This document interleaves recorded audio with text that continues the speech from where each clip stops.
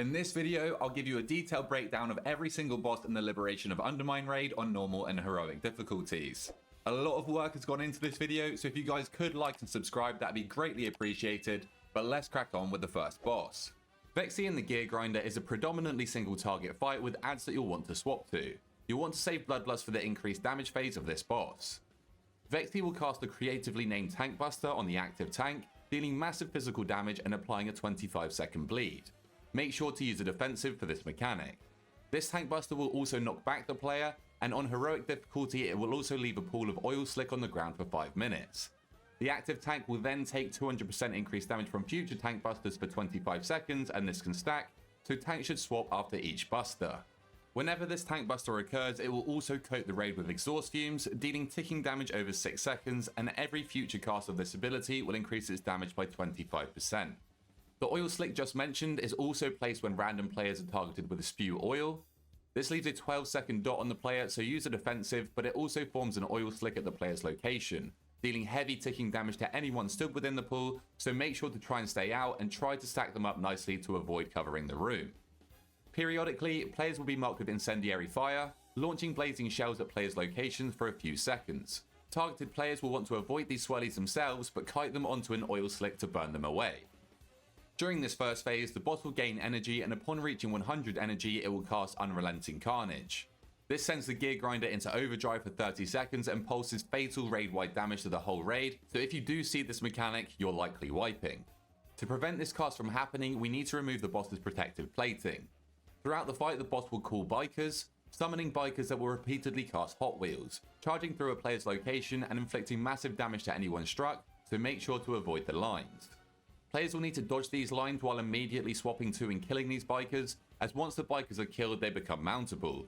Here you'll gain access to a new action button that you'll want to aim towards the boss, to then remove a stack of the protective plating. The impact from the Blaze of Glory will inflict raid-wide damage, so do be careful not to fire them all at the same time. You will however need to be careful when aiming the Blaze of Glory, as you cannot send the bike through any oil slicks as it will cause the bike to spin out. So first you'll need to burn the oil away with incendiary fire, or get your tanks to position the boss in a better location. Once you've removed all of the boss's plating, the boss will then have a mechanical breakdown, causing it to take 100% increased damage, so here's where you'll want to pop your offensive cooldowns and Bloodlust. Immediately after this, it will follow with a tune-up channel, summoning adds that will repair the vehicle over 45 seconds. Your tank will need to keep aggro of these adds as you passively cleave them down, but make sure to focus on single target here. These pit mechanics will cast repair on the boss, repairing 2% of its armor every 2 seconds, so make sure to kick or stop this ability. During this intermission phase, the boss will constantly fire out swirlies that need to be dodged, as well as pulsing raid-wide damage that healers will need to keep on top of. Upon leaving this phase, the boss will return to phase 1, and you'll just want to rinse and repeat until it's dead. The Cauldron of Carnage is a single target fight even though 2 bosses are present. You'll want to Bloodlust on pull for this encounter. Tanks will need to position the bosses on each side of the room because of their raised guard aura. This reduces the boss's damage taken by 99% if they are within 40 yards of each other. This means that before the fight begins, you'll want to split your raid evenly between the 2 bosses as they do not share health.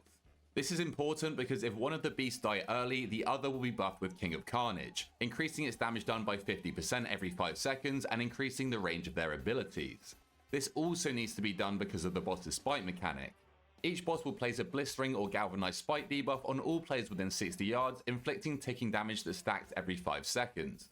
Players will only want to receive one of these debuffs at a time, so make sure that you're far enough over that the other boss isn't debuffing you. Upon reaching 100 energy, the bosses will colossal charge at each other in the middle of the room for 20 seconds, pulsing raid-wide damage and releasing swirlies and fire waves that all players must dodge. This pulsing AoE damage is increased by 15% for every single clash. After this intermission, the bosses will return to their sides and all players will want to swap to the opposite side that they've been on to reset their spite stacks. Now let's talk about each boss's mechanics, starting with Torque. The main mechanic on the Gorilla side is Static Charge. This deals raid-wide ticking damage that healers need to keep on top of, but more notably it gives all players on this side a special resource bar. This charge grows when the player moves and depletes when they are stationary, so the aim here is to stay as still as possible to keep it low. Once the bar reaches full, you'll trigger a static discharge that stuns you for 6 seconds, and on heroic this will also stun anyone within 10 yards, which can quickly become fatal. Periodically, Torque will cast a Thunder Drum Salvo, firing missiles at all players on this side for 6 seconds. These missiles deal large damage to anybody struck, so make sure to sidestep these swirlies while trying to keep your static charge as low as possible. On Heroic, the boss will also spawn voltaic images of himself that fixate a few random players. Upon contact, these images will explode for enormous nature damage and also will drop lingering electricity on the ground that all players must avoid. This pool deals heavy ticking damage to anyone within the area as well as pacifying them. Players should use crowd control to make kiting these ads easier while their timer ticks out, but some groups may find it easier to just swap and kill the ads quickly. Note that these ads will blow up on any player, not just the fixated player, so make sure not to kite them through your teammates. Finally, tanks will need to deal with the boss's lightning bash. This deals massive upfront physical damage that must be mitigated with defensives, as it will also inflict 100% of the unmitigated damage as nature damage. On the other side of the encounter, players will be dealing with Florendo. The main mechanic on this side is Scrap Bomb. Occasionally, the boss will spit out a Scrap Bomb that explodes after 10 seconds, dealing fatal damage to the raid. All players will need to soak this mechanic to reduce the raid-wide damage or you'll likely wipe, but instead everyone soaking the bomb will take heavy damage and be knocked back, so healers be prepared to heal this back up. On Heroic, the bomb explosion will leave behind a molten pool, dealing large ticking damage to anyone stood in it, so make sure to avoid this pool and tanks be vigilant with the boss's positioning so you don't cover the room in molten pools too quickly. Try to keep him near the edge of the encounter or near any previous pools. During the Scrap Bomb mechanic, the boss will also target a random player with Blast Burn Raw Cannon. This charges up a fire beam that will one-shot anyone stood within it. This is the only player that should not soak the Scrap Bomb to avoid killing your raid with a Raw Cannon, so simply place this away from the bomb's location, but don't fire it across the room at the gorilla's side. Bait the beam into a nearby wall and then sidestep it once the beam has charged up. Tanks on this side will need to deal with the boss's Eruption Stomp mechanic. This triggers an eruption beneath the targeted tank, inflicting massive fire damage and knocking the tank up into the air, so use a defensive for this stomp. This also releases fiery waves in multiple directions, so the targeted tank will want to run away from the group to make dodging easier. These waves inflict heavy damage to any player struck, so make sure to sidestep them. On Heroic, these waves will also fire out from molten pools dropped by the Scrap Bomb, so stay on your toes and be ready to dodge. And the final Heroic mechanic on this side will be when the boss targets random players with Molten Phlegm. This coats players with a 10-second debuff that deals big ticking damage to anyone stood within 5 yards. So these players need to spread from the rest of the group while using a defensive to reduce the damage. Rik Reverb is a predominantly single target encounter with brief ad phases that need to be nuked down. You'll want to Bloodlust on pull for this fight, but if you are struggling with later ad phases, then you can save it for then. The active tank will need to face Rik away from the raid, as every melee attack from the boss is actually a frontal sonic blast, dealing big sonic damage and applying a tinnitus debuff to anyone hit. This increases the target's sonic damage taken by 100% for 10 seconds, and this effect stacks. Tank should swap at around 4 to 5 stacks. The main mechanic of the first phase begins when Rik casts Amplification. This deploys amplifiers nearby that will one-shot anyone caught under them, so make sure to dodge. These amplifiers slowly gain energy over time while pulsing ticking raid damage, and upon reaching 100 energy it will cast Haywire, pulsing lethal raid-wide damage every 0.5 seconds that will likely cause a wipe. As they build energy, they will also cast Resonant Echoes, firing out waves in all directions that places a nasty dot on anyone struck, and this can stack, so make sure to stay on your toes here. On Heroic difficulty, getting hit by 2 of these echoes will mind control you for 1 minute, so make sure to sidestep the echoes, but if in trance, the rest of the raid should quickly deal enough damage to you to break you out. Do be careful not to kill the MC'd player though. Getting struck by these echoes will also increase the energy level of the pillar, getting them closer to a haywire, so try your best to stay clear, and tanks will also need to keep the boss away from these pillars, as his resonance aura will boost their power generation if within 15 yards. If the amplifiers cast Haywire, they will then fire out even more resonant echoes than normal, so we need to make sure that they never cap out on energy. To do so, all players will need to take it in turns to drain the energy of these pillars by right-clicking on them, and this will apply a lingering voltage debuff to the player that deals ticking damage over 45 seconds, as well as increasing damage taken by lingering voltage by 70%, and both of these effects stack, so this means once a player has drained a pillar, they will not be able to help again for 45 seconds. Hence why we need everyone in the raid to be ready to drain.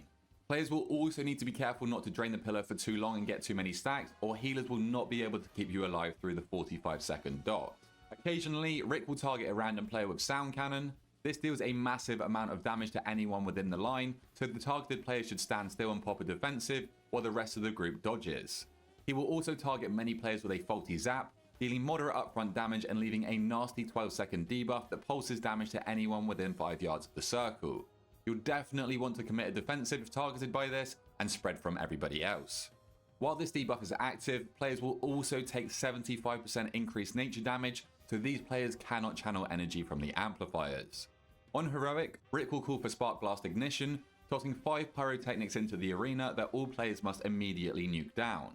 With this mechanic, you'll need to constantly dodge the swirlies on the floor while killing them before they finish their grand finale cast. This will blow up the barrel and place a fatal raid-wide dot on all players for 15 seconds that stacks for each successful cast, so you may just about be able to survive one of these explosions if you get an unlucky spawn, but ideally you'll kill them all off quickly.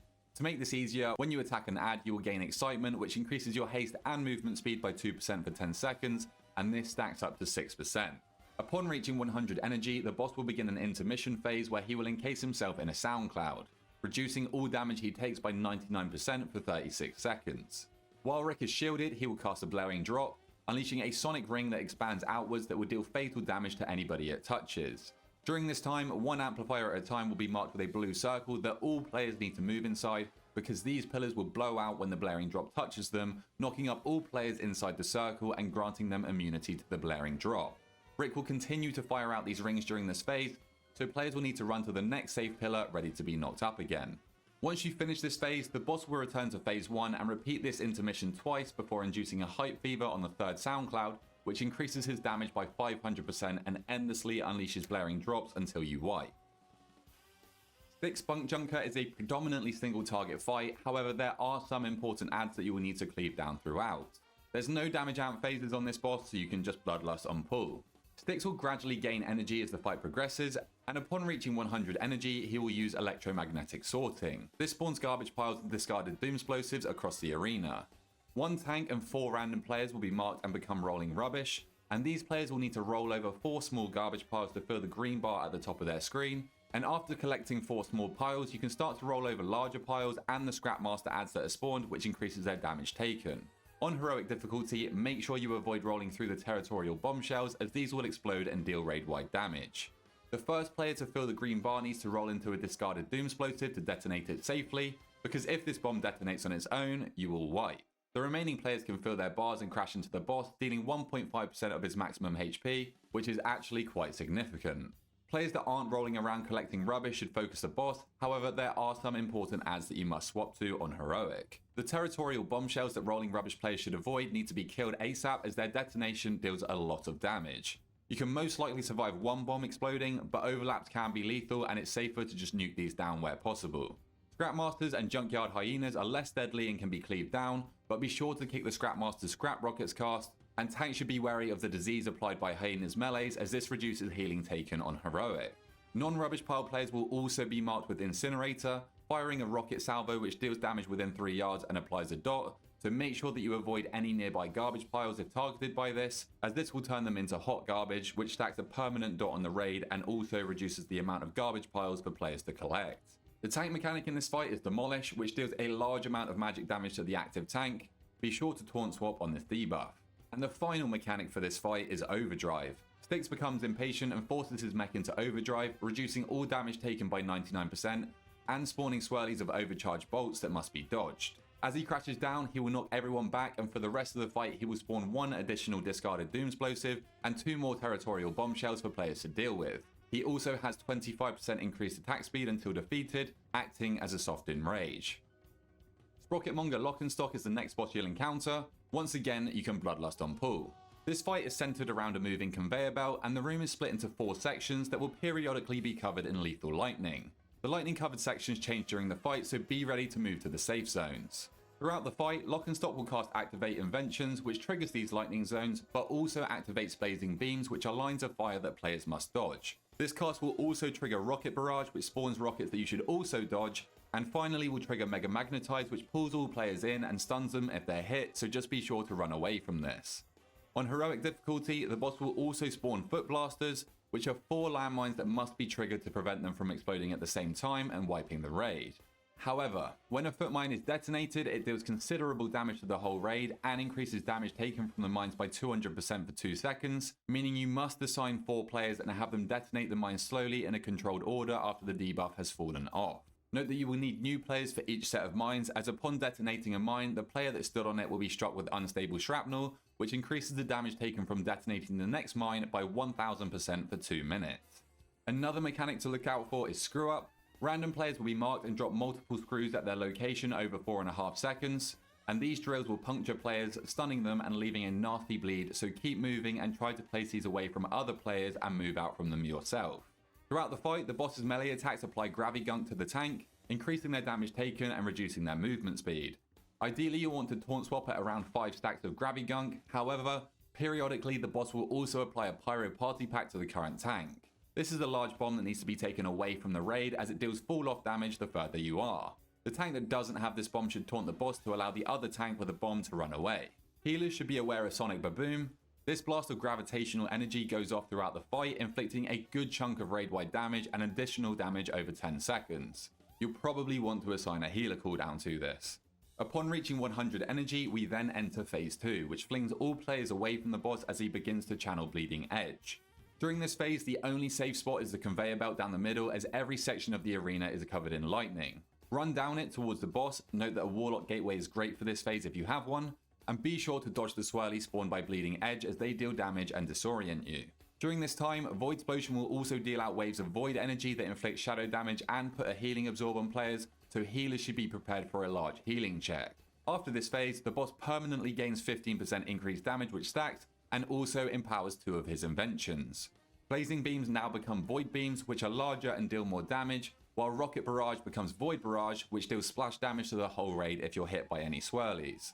Other than that, the boss remains the same, so rinse and repeat until Lockenstock is defeated. The One-Armed Bandit is the next boss you'll encounter. This boss has an Enrage in phase 2, so you'll want to hold your Bloodlust until then. Throughout the fight, the boss casts Spin to Win, which summons real assistants with a symbol above their head. When killed, they will drop a token which needs to be deposited into the boss. If 2 tokens are not deposited or a repeat combination is detected during Spin to Win, the boss uses Fraud Detected, increasing its damage done by 500%, and this will result in a wipe. There are 6 different combinations depending on what coins you slot, so let's go through them one by one. Shock and Flame summons a pylon that fires fire projectiles, and these pylons that are summoned will activate when clicked and during every Spin to Win. They are also used to deal with the main tank mechanic in this fight, the Big Hit.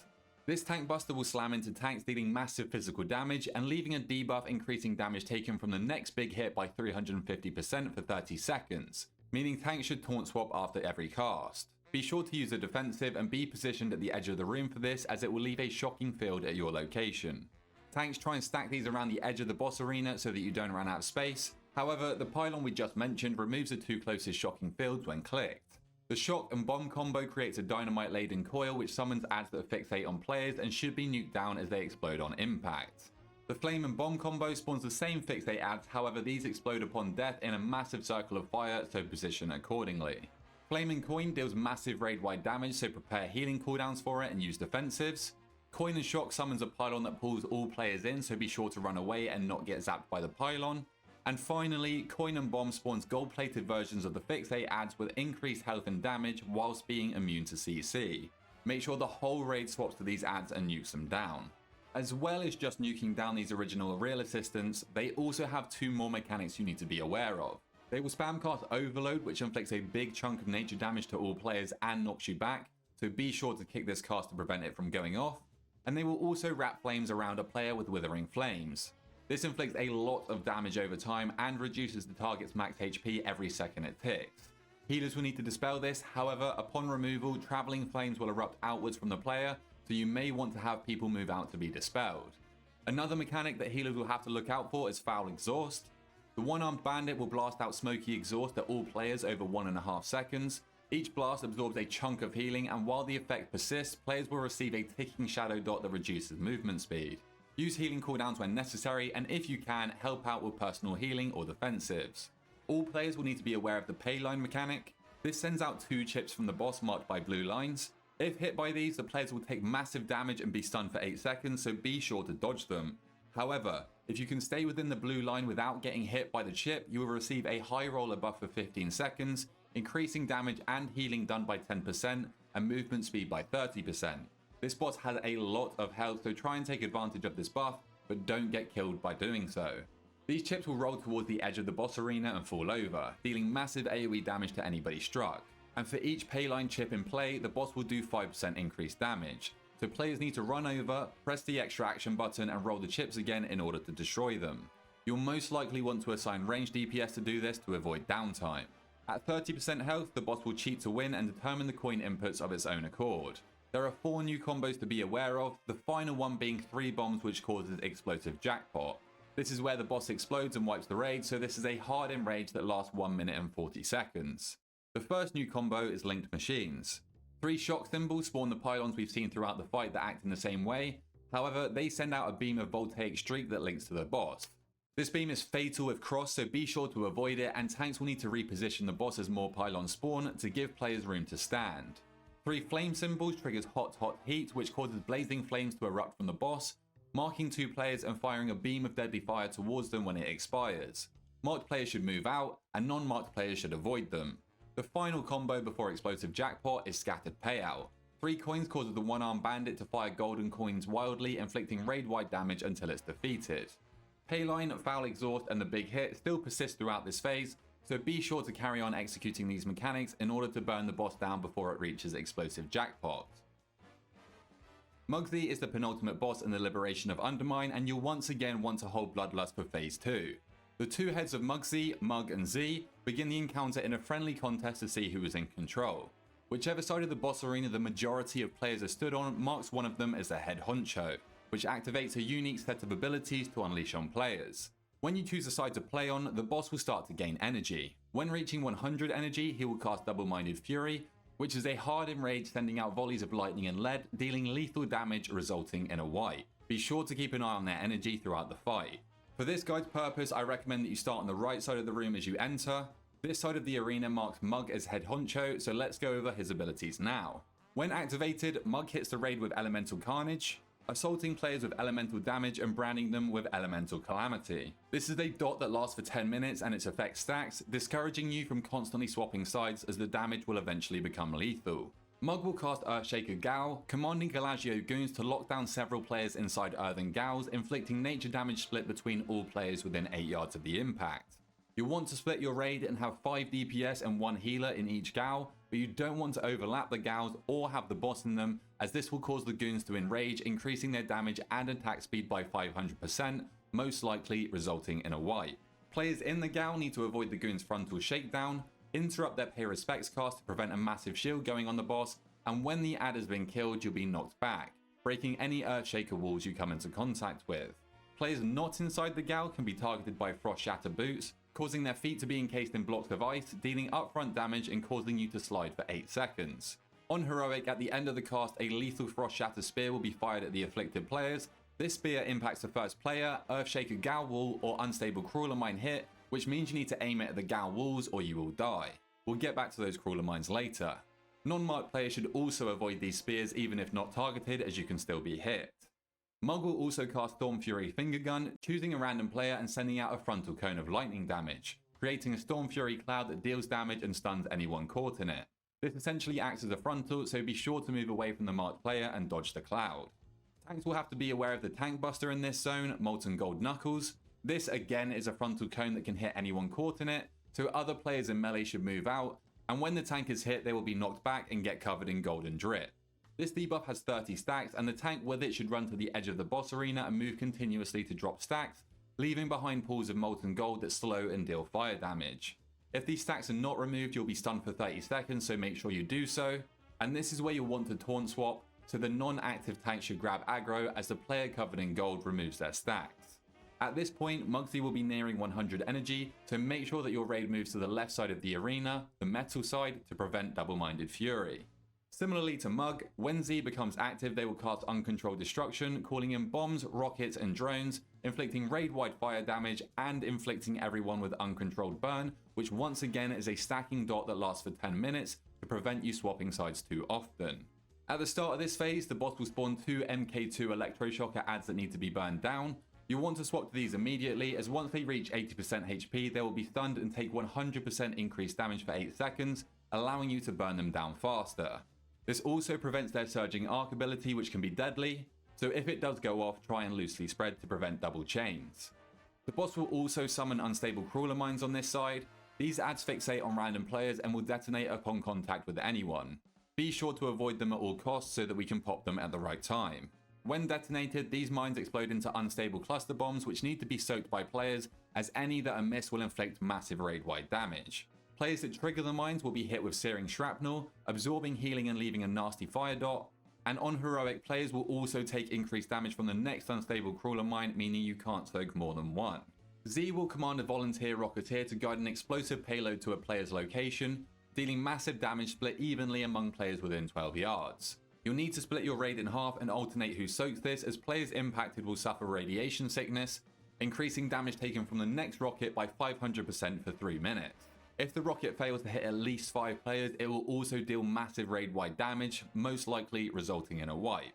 The rocket will leave behind a pool of hot mess that should be avoided, and it also spawns a volunteer rocketeer ad that should be burned down, as their disintegration beam ramps in damage, eventually killing their target. Z will also target a player with spray and pray, which is a huge frontal of bullets. Non-targeted players should move away, but the targeted player should be careful where to face this cone, as any crawler mines caught in the barrage will also explode. The tank mechanic for this side of the room is double whammy. The boss will target a non-tank player and aim a red beam at them. The tank must intercept this beam and press a defensive cooldown to reduce the damage dealt to the marked player. This player will then have a large AoE around them, explosive payload, which deals a lot of damage and will also detonate any mines within 15 yards. So be sure to move away from all players and mines if targeted.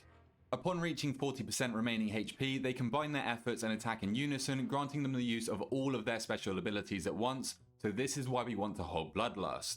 In this intermission, Mugsy will cast Static Charge at a random player's location. This player should move away from the raid, and all other players should stand between them and the boss to soak his charge and split the damage. This charge will also destroy any gals or crawler mines caught, so keep that in mind.